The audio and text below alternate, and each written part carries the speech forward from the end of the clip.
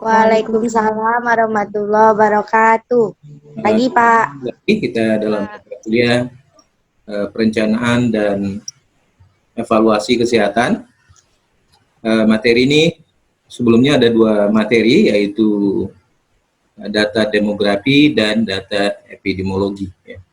Dan kali ini kita akan membahas tentang data epidemiologi. Jadi dengan data epidemiologi ini akan memudahkan kita dalam membuat perencanaan dan evaluasi kesehatan. Ya. Tentu kita sebelumnya membahas pengertian epidemiologi. Ya. Jadi tujuannya adalah supaya kita paham apa itu data demografi dan apa itu data epidemiologi. Baik, kita meranjak pada pengertian epidemiologi menurut beberapa ilmuwan ya, atau para ahli. Yang pertama adalah Hitz. Jadi Hitz ini mengatakan bahwa epidemiologi itu adalah suatu gambaran kejadian penyebaran dari jenis-jenis penyakit pada manusia pada saat tertentu di berbagai tempat di bumi dan mengaitkannya dengan kondisi eksternal. Kemudian Judith S. Mausner dan Anita K. Ban mengatakan bahwa epidemiologi menurut Judith dan Anita K. Ban ini mengatakan bahwa epidemiologi itu berkaitan dengan concern with the extent and type of illness and injures in group of people with the factor with inflammatory distribution. Jadi terjadi perluasan dengan berbagai tipe ya, penyakit ya, dan kecelakaan pada kelompok orang dengan berbagai faktor yang mempengaruhinya, dengan termasuk diantaranya adalah distribusinya. Kemudian Robert H. Flexer mengatakan bahwa epidemiologi ini adalah disiplin riset yang membahas tentang distribusi dan determinan penyakit dalam populasi. Kemudian pendapat yang lain adalah Lilienfeld mengatakan tentang epidemiologi ini adalah metode pemikiran tentang penyakit yang berkaitan dengan penilaian biologis dan berasal dari pengamatan suatu tingkat kesehatan populasi. Kemudian Morris mengatakan bahwa epidemiologi adalah suatu pengetahuan tentang sehat dan sakit dari suatu penduduk. Ya. Kemudian Elizabeth Barrett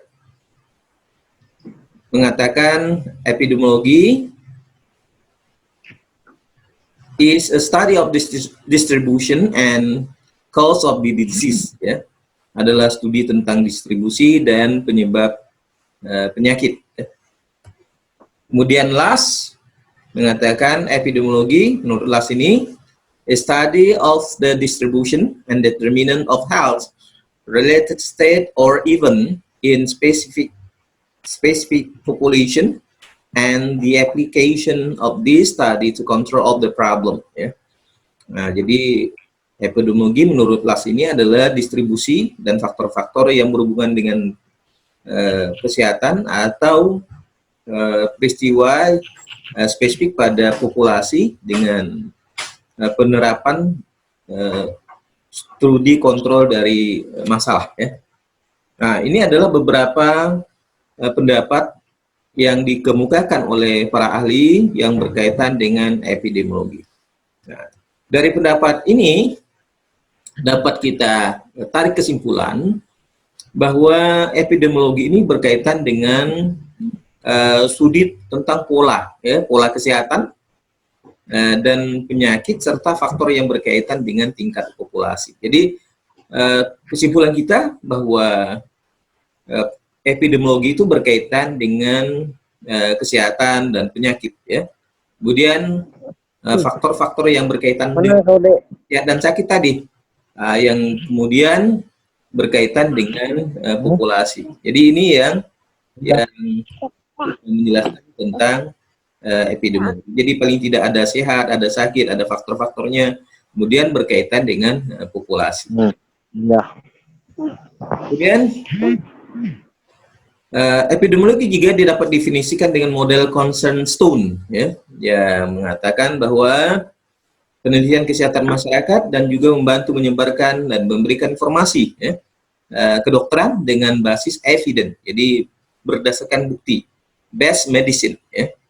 Jadi based evidence berdasarkan bukti dan based medicine berdasarkan hasil medis sebagai langkah dalam melakukan identifikasi faktor risiko penyakit dan menentukan pendekatan penanganan khusus yang bersifat optimal. Jadi kalau kita membicarakan tentang data epidemiologi ini tentu berkaitan dengan sehat, sakit, faktor-faktor yang mempengaruhinya, dan populasi. Inilah yang menjadi dasar bahwa data epidemiologi ini sangat penting bagi perencanaan dan evaluasi kesehatan, sehingga program-program kesehatan itu dapat dilaksanakan dengan mudah apabila kita mendapatkan data-data itu. Data itulah yang akan mendukung kita dalam merencanakan dan melaksanakan program-program kesehatan. Dengan demikian akan membantu akurasi dari sebuah program sehingga program itu dapat berjalan maksimal dalam melaksanakan upaya peningkatan kesehatan, mencegah terjadinya penyakit, baik penyakit yang menular maupun penyakit yang tidak menular yang ada di masyarakat atau di populasi tersebut. Adapun tujuan dari epidemiologi ini adalah, ya, kita ambil pendapat yang diungkapkan oleh Reiser yang mengatakan bahwa tujuan epidemiologis antara lain adalah untuk menerangkan, ya, tentang penyebaran riwayat rekam medis alamiah sebuah penyakit ataupun kondisi kesehatan masyarakat. Jadi termasuk tadi distribusi penyakit, ya, baik itu penyakit menular maupun penyakit tidak menular, termasuk dalam riwayat alamiah penyakit, ya, yang umumnya kalau kita lihat biasanya di catatan rekam medis itu ada, tetapi ini yang di rumah sakit sifatnya adalah data-data kunjungan, ya. Tentu berbeda dengan data epidemiologi yang bersifat data lapangan. Kemudian menerangkan dan mensimulasikan etiologi penyakit, ya, faktor penyebab terjadinya penyakit, ya. Jadi ketika penyakit yang ada di masyarakat tentu dilihat faktor-faktor yang berkaitan dengan penyebab, ya, penyakit atau etiologi dari penyakit itu, sehingga ketika diketahui tentang faktor penyebab penyakit itu, maka berupaya untuk dilakukan intervensi terhadap penyakit itu untuk mengurangi risiko yang ditimbulkan dari penyakit yang ada di masyarakat, di populasi tadi, sehingga apa yang terjadi pada masyarakat melalui program-program kesehatan dapat ditanggulangi dengan baik. Jadi karena kita tidak menggunakan data yang tidak berbasis yang lain, tetapi kita berbasis pada evidence, ya. Jadi bukan berdasarkan data opini, tetapi kita berdasarkan data evidence, data di lapangan, kemudian data yang berdasarkan data medis, ya. Kemudian dengan adanya data-data itu akan mempermudah melakukan peramalan atau prediksi kejadian penyakit pada masa yang akan datang, sehingga setiap program kesehatan yang dilakukan, upaya-upaya pencegahan itu akan lebih mudah dilaksanakan. Kemudian yang berikutnya adalah mengendalikan penyebaran penyakit dan masalah kesehatan pada populasi, sehingga penyakit yang ada di masyarakat tadi dapat dikendalikan penyebarannya, penularannya, baik itu yang dilakukan dari orang dengan orang maupun melalui berbagai organisme yang bakteri, kuman, dan virus yang terjadi antara hewan kepada manusia atau antar manusia tadi, ya, sehingga dapat dikendalikan penularannya, penyebarannya, sehingga dapat dilakukan program-program yang lebih efektif, terutama dalam hal pembiayaan. Kemudian manfaat epidemiologi bagi perencanaan evaluasi kesehatan adalah meringankan pekerjaan administrasi kesehatan. Misalnya pada data rekam medis itu akan membantu dalam upaya pengumpulan data-data yang berkaitan dengan persoalan kesehatan. Kemudian bisa meneliti sebab suatu masalah kesehatan. Jadi dengan epidemiologi tadi akan membantu faktor penyebab, faktor atau determinan terjadinya penyakit ya, atau yang berkaitan dengan masalah kesehatan itu sendiri. Kemudian bisa menjelaskan perkembangan alamiah suatu penyakit dari waktu ke waktu, kapan yang disebut dengan endemik, epidemik, apalagi sekarang ini adanya penyakit menular sehingga mendunia disebut dengan pandemik ya. Nah, ini yang dapat dijelaskan dengan epidemiologi, dengan berbagai kasus-kasus kesehatan atau masalah kesehatan yang dihadapi oleh masyarakat. Kemudian bisa menjelaskan kondisi suatu masalah kesehatan di suatu daerah tertentu dengan menentukan fokus dan lokus dari masalah kesehatan ya, di suatu wilayah. Kemudian tujuan dari epidemiologi ini adalah ketika masyarakat, sebagai contoh ya, ketika masyarakat menghadapi keracunan massal, dengan penerapan ilmu epidemiologi ini bisa diselidiki penyebab keracunan tersebut ya. Ya misalnya tadi mungkin faktor makanan itu sudah terkontaminasi oleh bakteri ya.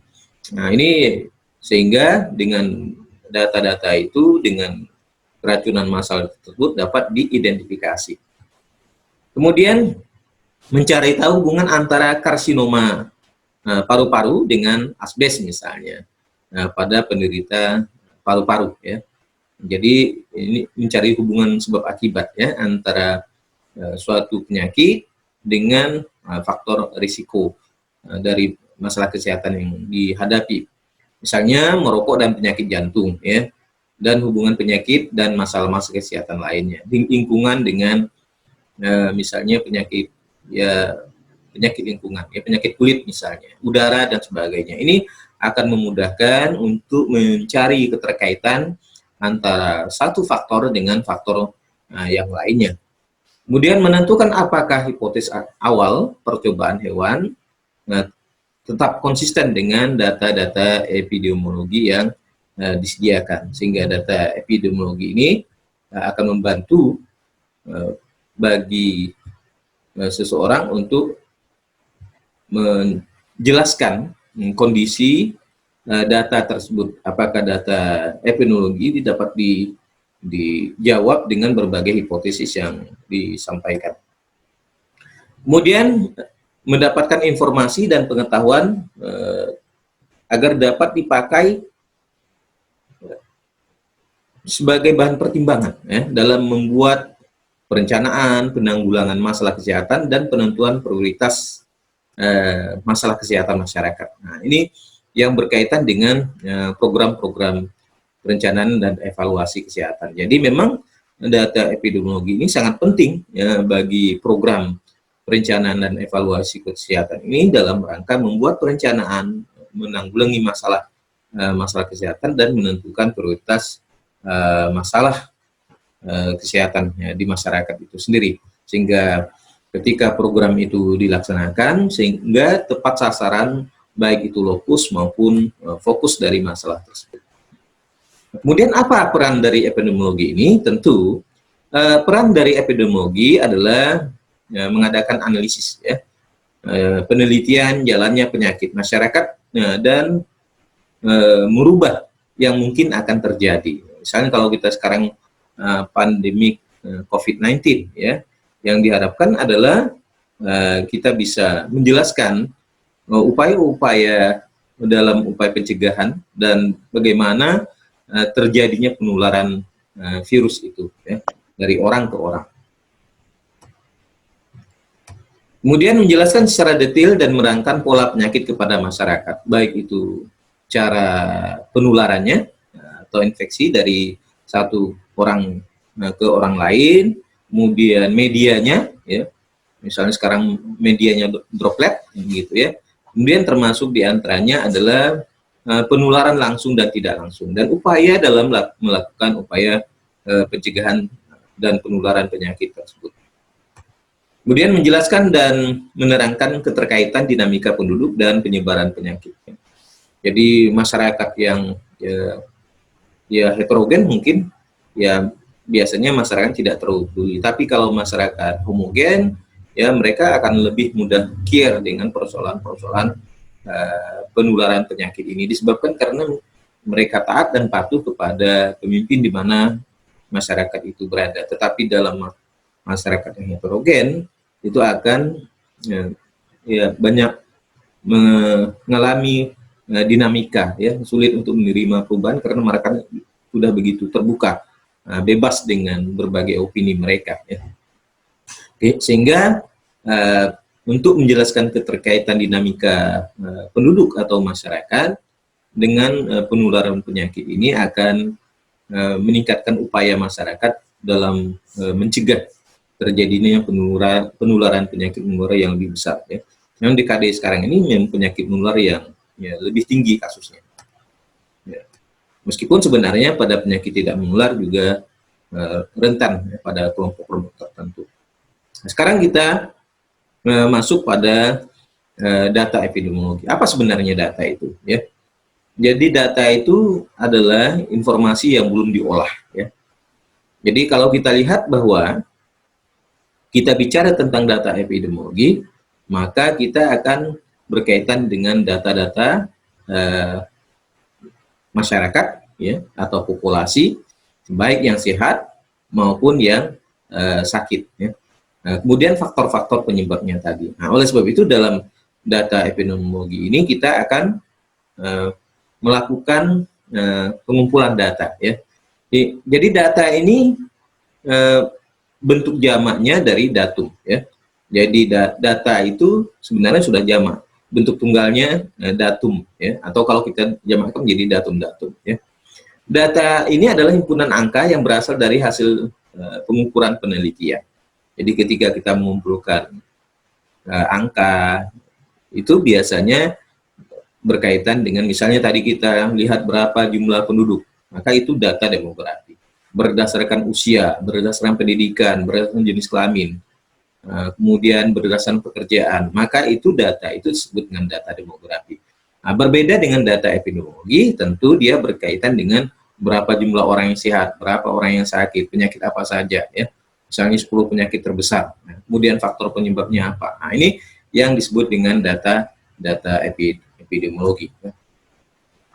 Kemudian kumpulan data, jadi data yang begitu banyak, kemudian berkumpul, misalnya kalau kita lihat data demografi, ya, maka kumpulan data demografi yang terdiri tadi dari umur, pendidikan, kemudian pendapatan, pekerjaan, maka ini merupakan disebut dengan data agregat, ya, atau kumpulan data yang disebut dengan agregat, ya. Nah, demikian juga tadi yang berkaitan dengan epidemiologi, ya. Maka misalnya ketika kita mengumpulkan data orang sehat berapa, kemudian yang sakit berapa, faktor penyebabnya apa, misalnya penyakit A, penyakit B, dan seterusnya. Nah, kemudian kumpulan data itu disebut sebagai agregat, ya. Nah, kumpulan data tadi. Kemudian data itu sebenarnya adalah sumber informasi. Jadi dia belum disebut sebagai informasi, tapi merupakan sumber dari informasi. Ya, karena data itu adalah raw information. Jadi informasi yang mentah, ya. Tentu data itu harus diolah, ya. Jadi sebagaimana kita ketika membuat kue kan begitu, ya. Kue itu sendiri adalah informasi, tetapi ada telur, ada tepung, ada gula, ada mentega, ada vanili, maka itu disebut sebagai data. Nah, jadi data itu belum bisa kita konsumsi. Tetapi kalau dia sudah diolah dan menjadi informasi, maka informasi itu bisa dikonsumsi, menjadi pengambilan keputusan dalam sebuah kebijakan. Tanpa data, informasi tidak ada. Jadi informasi harus memiliki data. Dengan data itu memperkuat bahwa informasi yang disajikan disebut dengan informasi yang akurat, ya. Jadi epidemiologi tidak dapat melihat dan menemukan masalah kesehatan apabila kita tidak memiliki data, ya. Jadi epidemiologi ini sangat tergantung kepada data. Maka data epidemiologi inilah sebenarnya yang dapat melihat, menjelaskan, kemudian mendeskripsikan masalah-masalah kesehatan, termasuk juga faktor penyebab terjadinya masalah-masalah tersebut pada suatu populasi.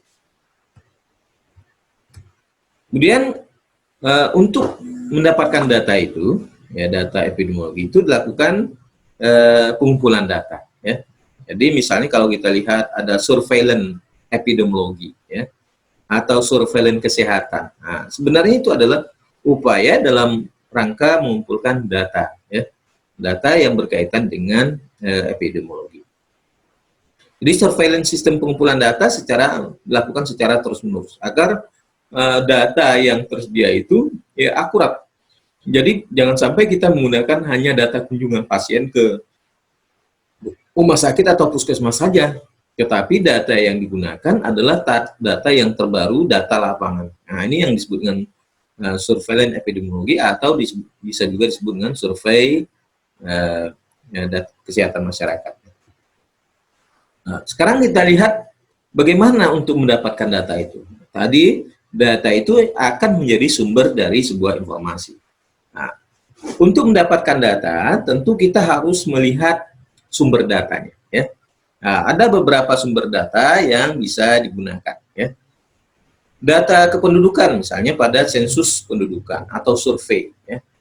Nah, survei kependudukan. Kemudian data kelahiran dan kematian. Kemudian melalui pencatatan akte kelahiran dan surat kematian. Kemudian klinik bersalin, pelayanan kesehatan lainnya. Kemudian data kesakitan, rekam medis atau medical record, kemudian praktik dokter, data lainnya, ya, baik itu penelitian, imunisasi, sanitasi, ya. Nah, pada data ini, maka data yang tergolong dalam data demografi adalah data kependudukan. Nah, tetapi data yang berkaitan dengan data epidemiologi, yaitu data kelahiran dan kematian, data kesakitan. Tetapi meskipun demikian, data-data itu juga harus memiliki dukungan data kependudukan. Jadi data epidemiologi ini tidak sekedar data berkaitan dengan sehat dan sakit, tetapi juga data yang berkaitan dengan jumlah penduduk. Karena kita ingin mengetahui berapa jumlah penduduk yang sehat dan diperbandingkan dengan jumlah penduduk yang sakit. Nah, kemudian berapa persen pada penyakit tertentu. Ini memudahkan. Kemudian untuk menghitung berapa angka morbiditas, angka kesakitan, ya. Termasuk untuk menghitung UHH, usia harapan hidup, ya. Nah, ini yang digambarkan dalam data epidemiologi, dan ini sangat membantu dalam program perencanaan dan evaluasi kesehatan. Nah, adapun sumber data menurut WHO ini, yang pertama adalah data registrasi mortalitas, ya, yaitu angka kematian, ya. Jadi berapa jumlah angka mortalitas ini, kemudian laporan morbiditas, ya. Biasanya kalau kita di puskesmas, data morbiditasnya adalah berdasarkan pada data kunjungan pasien ke di Fasienkes, ya, fasilitas pelayanan kesehatan, dan mereka mendapatkan data itu, maka di situ dapat ditetapkan 10 penyakit terbesar di wilayah kerja puskesmas itu, dan itu menjadi data morbiditas. Kemudian laporan epidemi, ya, pada kasus tertentu, misalnya ya malaria, misalnya berdasarkan pada musim tertentu, ya. Kemudian chikungunya misalnya, ya. Jadi laporan data epidemiologi berdasarkan pada rentang waktu tertentu, ya. Kemudian investigasi laboratorium berdasarkan data hasil uji lab, ya. Ketika uji lab itu dilakukan, ini akan memudahkan pengumpulan data yang akurat berdasarkan hasil uji laboratorium, ya. Kemudian investigasi kasus, yang dicari berdasarkan kepada kasus-kasus individu, ya. Kemudian investigasi lapangan epidemik. Ya, dia melalui survei tadi bisa dapat diperoleh data lapangan ya epidemik pada wilayah tertentu yang berkaitan dengan penyakit-penyakit tertentu. Kemudian dilakukan survei umumnya adalah survei kesehatan masyarakat, kemudian studi reservoir pada binatang misalnya, misalnya pada binatang yang dapat menularkan penyakit, ya. Baik itu pada misalnya pada anjing, kucing, dan monyet misalnya. Nah, ini juga bisa dilakukan, atau terhadap sumber yang dapat menimbulkan penyakit menular. Kemudian distribusi vektor, ya. Kemudian penggunaan biologi dan obat-obat, ya. Ini bisa didistribusi obat-obatan, kemudian pengetahuan populasi, kemudian lingkungan. Ini adalah sumber data yang disampaikan oleh WHO, ya. Kemudian masalah data, ya. Ketika kita akan mengumpulkan data, memang kadang-kadang menghadapi hambatan, ya, hambatan yang rumit. Jadi sebenarnya pengumpulan data tidak semudah yang kita bayangkan, ya.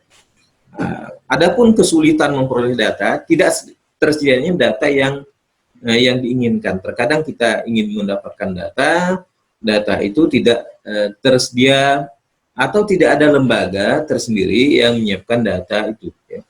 Nah, sehingga ini akan mempersulit kita membuat program-program kesehatan yang lebih akurat.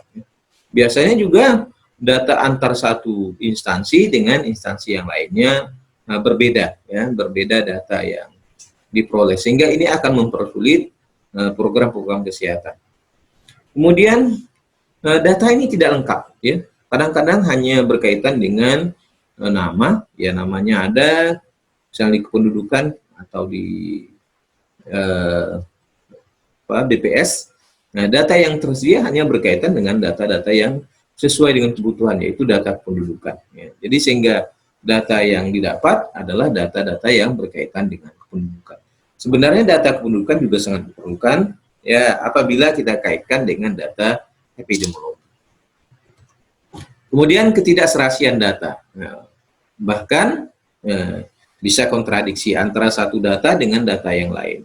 Ya, misalnya lembaga tertentu dengan lembaga yang lain, datanya tidak sinkron, tidak sama, sehingga bahkan terjadi perbedaan, ya, antara satu data dengan data lainnya. Inilah yang menjadi persoalan kita dalam membuat program-program kesehatan, sehingga data yang tidak akurat menyebabkan program itu tidak berjalan dengan maksimal, tidak berjalan efisien, karena setiap yang kita lakukan program-program kesehatan dengan pembiayaannya harus diukur berdasarkan pada kelompok sasaran tadi.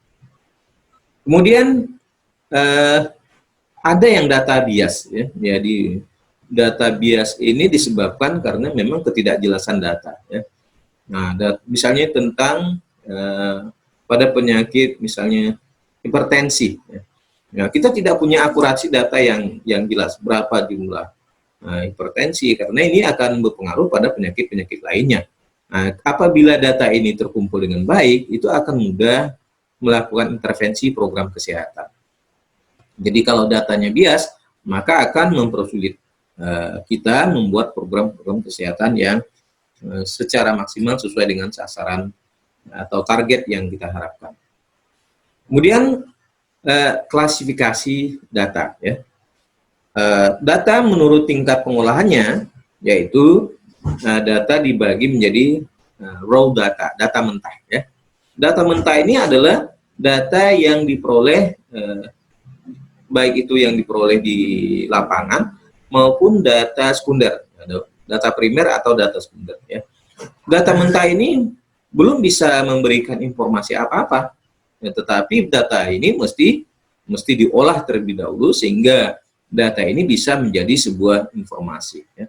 Karena data ini akan menjadi sumber sebuah informasi. Nah, misalnya kita ambil contoh umur mahasiswa, ada 20, 31, 45, dan seterusnya.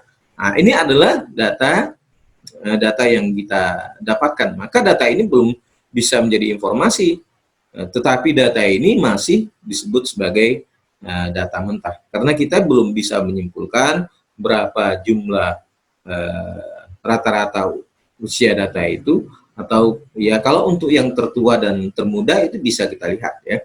Nah, tetapi pada untuk penyajian data yang secara baik ini belum bisa kita gunakan sebagai informasi, tapi hanya sekedar data. Kemudian array data, ya data yang belum diolah tetapi sudah diurutkan berdasarkan misalnya tadi kalau data mahasiswa, umur mahasiswa kita urutkan berdasarkan pada usianya. Jadi kita mulai dari 19 tahun, 20 tahun, 23 tahun, 31 tahun, dan 45 tahun. Ya, data ini sudah diurutkan berdasarkan data yang ada. Kemudian ungroup data, yaitu data yang belum dikelompokkan. Ya. Sebagai contoh misalnya data A, ya misalnya 23, umurnya 23, jenis kelamin pria, agama Islam misalnya. B 30 tahun, pria, jenis kelaminnya, kemudian agamanya Katolik, misalnya wanita. C adalah berumur 25 tahun, wanita, kemudian umurnya beragama Islam, ya. Kemudian D adalah umur 19 tahun, pria, dan beragama Kristen. Nah, ini adalah data yang disebut dengan ungroup data, ya, raw data yang belum dikelompokkan atau data mentah yang belum dikelompokkan. Ya. Kemudian grup data, ya, data yang telah dikelompokkan dalam kelas-kelas tertentu. Misalnya sebagai contoh umur kelompok yaitu antara 11 sampai 20 tahun. Jadi dikelompokkan dalam satu umur, ya. Jadi 11 sampai 20 tahun, 21 sampai 29, dan 30 sampai 39. Jadi berdasarkan pada kelompok umur. Kemudian agama. Nah, ini berdasarkan kelompok-kelompok agama, berapa jumlah yang beragama Islam, berapa, Katolik berapa, Kristen berapa, Hindu, Buddha, dan Konghucu. Nah, ini berdasarkan untuk mengelompokkan data berdasarkan pada grup. Ya. Meskipun demikian, data tadi masih termasuk dalam kategori raw data. Menurut bentuk angka, data ini dapat dikelompokkan berdasarkan pada angka, yaitu ada yang disebut dengan data diskrit, ya, data yang angkanya bulat, ya. Nah, misal 1, 2, 3, dan seterusnya. Nah, ini disebut dengan data diskrit. Ya. Kemudian ada data yang angkanya berbentuk pecahan atau desimal. Ya. Misalnya 1,5, ini data kontinu. Ya. Jadi data ini berdasarkan pada bentuk angkanya. Kemudian berdasarkan sifatnya, data ini dapat dikelompokkan menjadi data kuantitatif. Ya. Nah, data ini adalah data berdasarkan pada wujud angka. Nah, data kuantitatif ini biasanya ya seperti tadi misalnya 1, 2, 3, dan seterusnya. Ini adalah bersifat data kuantitatif. Ya. Misalnya tingginya berapa, umurnya berapa, maka data itu termasuk data kuantitatif. Kemudian jauhnya berapa meter, kemudian beratnya berapa kilogram. Nah, ini disebut dengan data kuantitatif. Jumlah laki-laki berapa, jumlah perempuan berapa, ya, ini termasuk dalam data kuantitatif. Ya. Nah, sementara itu ada yang disebut dengan data kualitatif. Ya. Nah, data kualitatif itu adalah data yang tentu berlawanan dengan data angka. Jadi dia tidak berupa angka, tetapi dalam bentuk narasi. Ya. Misalnya kurus, gemuk. Nah, ini bisa disebut. Nah, tapi kurus dan gemuk itu tentu relatif. Ya. Berapa yang disebut dengan kurus, berapa yang disebut dengan gemuk, berapa yang disebut dengan tinggi, berapa yang disebut dengan jauh, berapa yang disebut dengan dekat. Nah, ini bersifat data kualitatif. Ya. Nah, data kualitatif itu tidak digambarkan dengan angka, tetapi digambarkan dalam bentuk narasi atau deskripsi ya terhadap suatu objek atau suatu peristiwa yang dapat dijelaskan menurut narasi atau deskripsi. Menurut sumbernya, data ini terbagi atas beberapa, paling tidak ada dua ya, yaitu data primer, yaitu data yang diukur atau dihitung sendiri oleh peneliti.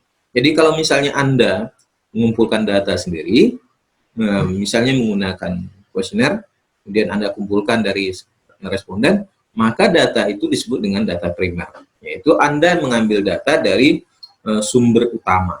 Jadi Anda sebagai pengumpul utama, maka Anda disebut sebagai orang yang mengumpulkan data yang disebut dengan data primer.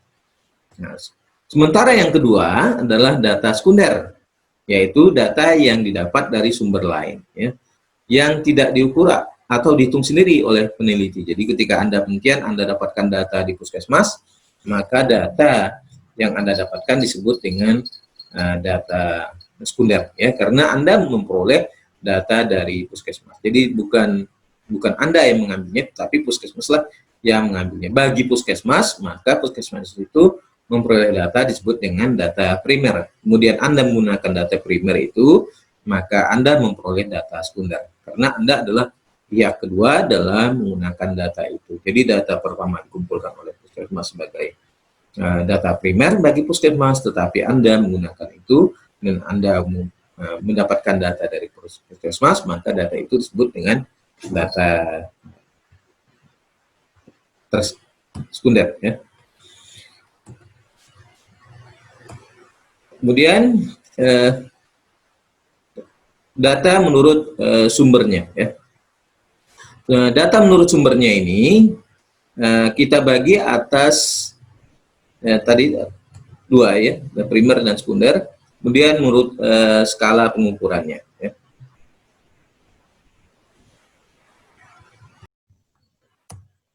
Jadi menurut skala pengukurannya, data itu terbagi atas 4, ya. Jadi kita mulai dulu dari data nominal, ya. Data nominal, data yang hanya dapat membedakan, mengkategorikan, dan tidak diketahui tingkat perbedaan dan tidak ada urutan. Misalnya, contoh, laki-laki, perempuan, jenis kelamin, ya. Jadi itu tidak membedakan bahwa laki-laki lebih tinggi dari perempuan atau sebaliknya perempuan lebih tinggi dari laki-laki. Maka data ini adalah disebut dengan data nominal atau nomin, ya, hanya membedakan. Atau agama, ya, itu sifatnya hanya membedakan. Alamat itu juga membedakan. Status perkawinan itu juga membedakan. Nah, jadi ini disebut dengan data menggunakan skala nominal, termasuk juga pekerjaan, ya. Nah, termasuk dalam skala nominal. Kemudian yang kedua adalah skala ordinal. Jadi skala ordinal ini adalah data yang mempunyai kategori. Yang pertama dia memiliki kategori sama dengan nominal. Kemudian yang kedua mempunyai tingkat perbedaan. Tetapi tidak diketahui berapa nilai tingkat perbedaannya. Jadi ada yang mempunyai kategori dan juga membedakan. Misalnya golongan, pangkat, tingkat pendidikan. Nah, itu sifatnya adalah ordinal, ya. Di samping juga sifatnya nominal, bersifat kategori, bersifat membedakan, tetapi juga ada tingkatan-tingkatan, ya. Misalnya semester 2 dengan semester 4, semester 4, semester 6, semester 8, ya. Nah, itu adalah bersifat ordinal, ya. Di samping bersifat nominal, membedakan kategori, tetapi juga ada tingkatan. Kemudian yang ketiga adalah skala interval, ya. Skala interval ini adalah data yang mempunyai kategori. Pertama dia memiliki kategori atau bersifat nominal. Kemudian yang kedua adalah diketahui tingkatnya, ada tingkatnya. Kemudian ada urutannya, tidak ada nilai nol mutlak. Artinya mempunyai nilai nol itu tidak ada. Realnya ada nilai nol tapi tidak mutlak sifatnya. Misalnya suhu badan, ya. Suhu badan itu masuk dalam kategori nominal, ya. interval ya. Nah, suhu badan misalnya kan. Nilai ujian, nah itu sifatnya adalah bersifat interval ya. Kemudian tinggi badan, ya, tinggi badan itu termasuk dalam skala interval ya. Kemudian data dengan skala rasio ya, yaitu data yang mempunyai kategori, diketahui tingkat perbedaannya, ada urutannya, mengakui nilai nol mutlak, artinya tidak ada yang nilai nol ya, realnya tidak ada. Misalnya ya tadi umur ya, kemudian berat badan ya. Nah, ini termasuk dalam kategori rasio. Misalnya ada perbandingan antara berat badan yang disebut dengan gemuk dengan kurus gitu ya. Nah, ini yang disebut dengan skala rasio. Umur, muda, tua gitu ya. Nah, kemudian umur berapa yang disebut tua, umur berapa yang disebut dengan muda, remaja. Nah, ini disebut dengan data yang bersifat rasio. Jadi ada pembandingnya ya. Nah, data ini disebut dengan menggunakan skala rasio ya. Nah, dari data-data yang ada tentu kita akan mengumpulkan data tersebut berdasarkan pada skala itu ya. Nah, tetapi di samping pengumpulan data berdasarkan skala, tentu cara pengumpulannya adalah melalui upaya secara langsung dan tidak langsung ya. Misalnya secara langsung Anda melakukan wawancara orang per orang atau person to person ya, berhadapan langsung dengan sumber informasi. Misalnya Anda mendatangi kepada informan atau responden, maka data itu disebut sebagai data yang dikumpulkan secara langsung karena Anda berhadapan langsung dengan orang yang mengisi data tersebut ya. Kemudian data tidak langsung ya. Data tidak langsung itu yaitu data yang Anda kumpulkan secara tidak langsung. Misalnya melalui telepon ya, melalui surat, melalui media, misalnya melalui Google Form ya, itu termasuk dengan cara yang bersifat tidak langsung ya. Karena Anda tidak berhadapan langsung dengan responden yang memberikan pernyataan atau mengisi kuesioner yang Anda isi. Kemudian pengumpulan data ya. Pengumpulan data yang dilakukan melalui sensus ya, yaitu mencari data dengan mengamati atau mengukur semua responden. Jadi seluruh responden itu didata ya. Maka data itu disebut dengan metode sensus ya. Jadi data semua orang didapatkan datanya. Nah, tentu berbeda dengan survei ya. Mencari data dengan mengamati atau sebagian responden. Jadi tidak seluruhnya, tetapi hanya sebagian yang diambil sebagai gambaran dari seluruh responden tadi, ya, seluruh populasi. Jadi diambil secara sampling, ya, secara acak untuk mewakili dari seluruh responden yang ada. Nah, apa perbedaan di antara sensus dan survei ini? Tentu kalau dia sensus, dia seluruh populasi itu diambil. Tetapi kalau survei, hanya sebagian dari populasi. Jadi tidak seluruh populasi itu diambil datanya. Ya. Tetapi hanya sebagian saja yang diambil untuk mewakili seluruh populasi. Nah, dan ada beberapa metode survei dalam pengumpulan data ini. Ada simple random sampling, ada stratified random sampling, ada cluster random sampling. Nah, ini yang disebut dengan metode survei ya. Nah, jadi karena kita dalam pengumpulan datanya tidak bisa mengambil seluruhnya, maka kita menggunakan metode survei ya. Nah, keuntungan metode survei ini pertama biayanya lebih murah ya, karena kita tidak mengambil seluruhnya. Jadi biayanya lebih murah ketimbang kita harus mencetak begitu banyak kuesioner untuk mengumpulkan data. Kemudian waktunya. Jadi waktunya karena tidak seluruhnya, maka kita ambil sebagian saja yang kita anggap mewakili dari responden ya, atau populasi tadi. Jadi waktunya lebih cepat dan tenaganya tentu lebih sedikit ya. Dan datanya tentu lebih valid. Meskipun sebenarnya sensus datanya lebih banyak, tetapi kan tidak mungkin semua orang bisa mengisinya. Harus kita cari orang yang bisa mengisinya. Ya. Jadi lebih valid karena dia mewakili seluruhnya. Meskipun demikian, bahwa data yang kita kumpulkan dengan metode survei ini memiliki keuntungan atau kelebihan, tetapi juga memiliki beberapa kekurangan. Ya. Nah, yang pertama kekurangannya adalah data bersifat saat itu saja.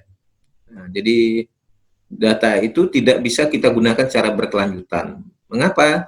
Karena sewaktu-waktu akan mengalami perubahan. Jadi datanya pada saat itu saja. Ya, jadi cross-seksional sifatnya. Ya. Kemudian tidak menggambarkan perubahan yang terjadi dengan waktu yang berjalan. Karena dia tadi bersifat sesaat, hanya saat itu saja data itu kita ambil, jadi hanya menggambarkan pada peristiwa saat itu saja. Dan tidak bisa menggambarkan perubahan terhadap apa yang terjadi. Karena data itu diambil pada saat itu, kemudian mewakili populasi pada saat itu. Sementara perubahan dalam populasi itu terus mengalami, baik itu mengalami penambahan maupun pengurangan. Karena itu tidak dapat menggambarkan perubahan yang terjadi dengan berjalannya waktu. Jadi tentu 5 tahun yang dulu dengan sekarang tentu akan berbeda karena terjadi perubahan-perubahan. Ya. Nah, itu adalah kelemahan dalam pengumpulan data survei. Kemudian teknik pengumpulan datanya, adapun tekniknya adalah melalui pengamatan. Ya. Jadi pengamatan ini dilakukan kepada subjek atau objek yang akan kita kumpulkan datanya. Ya. Tetapi pengamatan ini harus ada pedoman pengamatan atau disebut dengan pedoman observasi. Jadi ketika kita melakukan pengamatan, kita harus memiliki pedoman observasi. Jadi tujuannya adalah memudahkan kita untuk mengamati. Jadi supaya tidak subjektif. Misalnya ketika orang itu berbelanja apa saja yang dibelinya, maka kita tulis, kita amati tadi, kita deskripsikan hasil pengamatan kita terhadap subjek yang kita teliti tadi. Misalnya pola makan, makanannya apa saja, misalnya kan aktivitas fisiknya apa saja, misalnya olahraga dalam satu hari berapa kali, berapa menit. Nah, ini bisa kita amati apa yang dilakukan oleh seseorang, tetapi harus memiliki pedoman observasi, pedoman pengamatan. Ya. Jadi sehingga ketika kita mengamati suatu objek, ya dapat tergambar dari apa yang kita amati. Jadi jangan sampai ketika Anda mengamati, tetapi Anda tidak menggunakan pedoman pengamatan atau pedoman observasi ini, sehingga ini akan bisa menjadi bias ya hasil observasi yang Anda lakukan. Kemudian teknik pengumpulan data yang lain adalah melakukan wawancara, ya. Baik wawancara itu menggunakan pedoman, menggunakan kuesioner maupun wawancara secara langsung, ya. Wawancara ini ada beberapa teknik, ada wawancara terbuka dan tertutup, ya. Ada wawancara sistematis dan bermacam-macam wawancara atau wawancara bebas, ya. Nah, ini dilakukan dalam pengumpulan data. Kemudian metode angket. Ya. Metode angket ini ya Anda menyebarkan saja kuesioner itu kepada responden. Jadi Anda tidak melakukan wawancara. Ya, Anda sebarkan, Anda distribusikan kepada responden ya angket tersebut. Kemudian pengukuran, kemudian data itu dilakukan pengukuran ya, tingkat validitas dan reliabilitas ya, dari alat ya, alat pengumpulan data, sehingga alat itu disebut dengan valid ya. Jadi valid itu artinya ketika kita mengukur objek sesuai dengan alat pengukur. Misalnya kalau kita ingin mengukur berat, maka kita harus menggunakan timbangan. Maka timbangan itu disebut dengan validitas ya. Kemudian validitas juga harus dibarengi dengan reliabilitas, yaitu kemampuan alat tersebut mengukur terhadap objek yang sama. Nah, dengan hasil yang ya akurat ya tentunya. Nah, ini disebut dengan pengukuran. Jadi instrumen yang kita gunakan, alat pengumpulan data harus terukur ya. Jadi sehingga dia dapat digunakan sebagai alat pengumpulan data. Alat atau instrumen pengumpulan data ini bisa bermacam-macam ya. Dalam pengumpulan data epidemiologi, misalnya formulir isian. Misalnya kita buat formulir, kemudian responden itu bisa langsung mengisi ya. sesuai dengan keterangan yang ada pada diri responden. Kemudian instrumen yang lain bisa dalam bentuk checklist, ya. Jadi bisa gunakan formulir isian, ya, ditulis, kemudian checklist lebih mudah. Jadi jawaban sudah ada di sana. Nah, cuma tidak bersifat tidak memberikan kesempatan kepada responden untuk menentukan pilihan yang lain atau menjawab jawaban yang lain. Ya.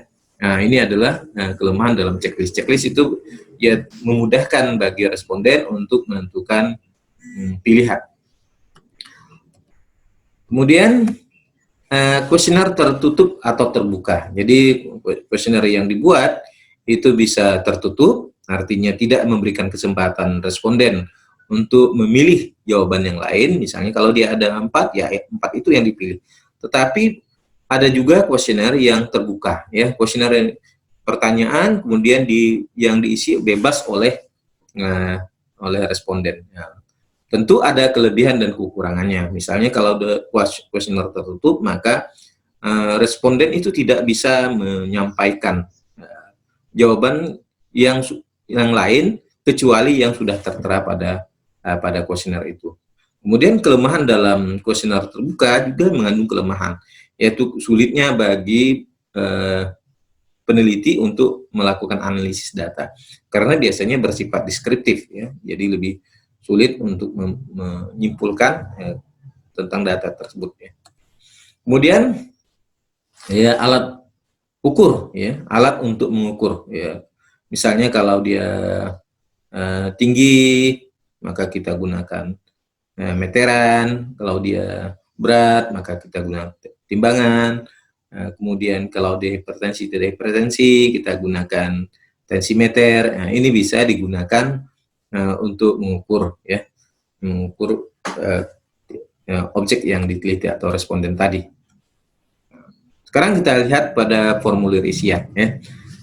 Formulir isian ini menggunakan beberapa pertanyaan, ya, yang berisi apa yang akan diamati, dan pengamatannya hanya menulis hasil dari objek yang diamati. Jadi tinggal mengisi saja, ya, apa yang diamati. Kemudian tidak ada komunikasi antara responden dan peneliti, ya, karena tadi kita lebih mengamati, jadi melihat, mengisi beberapa hal yang berkaitan dengan objek yang kita amati. Jadi langsung ditulis saja oleh si pengamat, ya, dalam hal ini dalam mengisi pada formulir isian. Misalnya apakah penyakit flu burung membahayakan? Nah, maka dia akan menuliskan itu, ya. Nah, meskipun sebenarnya kalau dia pertanyaan apakah penyakit flu burung membahayakan, maka itu sulit untuk ditulis karena kita mengamati, dan ini harus dinyatakan, ya. Kemudian checklist terdiri dari beberapa pertanyaan yang jawabannya sudah disediakan oleh peneliti, jadi tinggal memberikan tanda centang saja terhadap pilihan yang sebenarnya sudah tersedia. Misalnya pendidikan saudara, SD, SMP, SMA, dia perguruan tinggi. Jadi dia tinggal memberikan tanda checklist saja pada jawaban yang sudah ada. Kemudian yang berikutnya adalah kuesioner, ya. Jadi kuesioner ini adalah salah satu untuk pengumpulan data, ya. Apa sebenarnya kuesioner ini? Ya, kuesioner ini adalah daftar pertanyaan yang sudah tersusun secara tertulis, dan responden tinggal menulis jawabannya yang ada. Jadi tinggal mengisi saja, ya, jawaban yang sudah ada. Jadi sifatnya tertutup. Jadi kuesioner ini bisa tertutup dan bisa terbuka, ya. Nah, kuesioner tertutup jika jawaban sudah tersedia disediakan oleh peneliti. Jadi responden itu hanya mengisi saja, ya, memilih saja mana jawaban yang sesuai dengan dirinya, sesuai dengan keadaannya. Jadi itu sudah semuanya disiapkan oleh peneliti dalam kuesioner tadi. Nah, sementara itu kuesioner terbuka, jika jawaban responden tidak disediakan peneliti, jawabannya tergantung pada apa yang dirasakan oleh responden itu sendiri. Jadi bisa saja yang kuesioner semi terbuka, artinya kuesioner ini ada pilihan juga ditambah dengan ada yang kosong. Nah, Nah, jadi yang kosong itu bisa diisi oleh responden. Ya.